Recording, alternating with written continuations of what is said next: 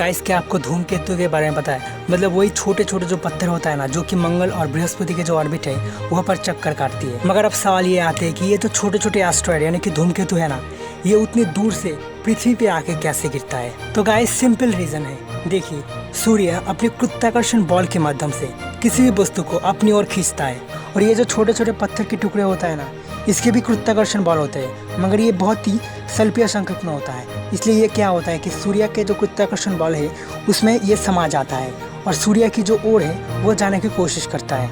और मान के चलिए, ये जो छोटे छोटे पत्थर के टुकड़े होता है ना, ये सूर्य की ओर जाने की कोशिश कर रहा है। और इस बीच अगर पृथ्वी सामने आ जाए तो आप तो जानते ही हैं, पृथ्वी भी सूर्य की चारों ओर परिक्रमा करता है, यानी कि ऑर्बिट करता है। तो इस बीच अगर पृथ्वी आ जाए तो वो छोटे छोटे पत्थर क्या करता है कि पृथ्वी के जो गुरुत्वाकर्षण बल होता है ना, उसमें ये आकर्षित हो जाता है और पृथ्वी के आके गिरता है ये। तो अब तो बहुत सारे लोग सवाल करेंगे कि बहुत सारे जो एस्ट्रॉयड है ना, वो पृथ्वी के आके नहीं गिरता, तो उसके साथ क्या होता है? हाँ, मैं मानता हूँ, बहुत सारे जो एस्ट्रॉयड है ना, वो पृथ्वी पे आके ही नहीं गिरता, तो उसके साथ जो होता है, पृथ्वी के जो सामने और भी दो ग्रह हैं, आपको तो ज़रूर पता होगा, जो कि वीनस और मरकरी। तो हो सके वो वीनस और मरकरी ग्रह पे जाके गिरे, और अगर वो एस्ट्रॉयड वीनस और मरकरी ग्रह पे जाके ना गिरे तो वो सीधा सूर्य के अंदर चला जाता है। गाइस, आपके जानकारी के लिए बताता हूँ, जो छोटे छोटे एस्ट्रॉयड है ना, मान के चलिए वो पृथ्वी के आके गिरेगा, मगर पृथ्वी के ऊपर एक मोटा सा लेयर सा कुछ एटमॉस्फेयर है, जिसे हम वायुमंडल कहते हैं। तो वो छोटे एस्ट्रॉयड क्या करता है, उस वायुमंडल के साथ रिएक्शन करता है और वहीं पे जल जाता है। मगर जो बड़े एस्ट्रॉयड होता है ना, वो मान के चलिए अगर धरती पे आके गिरे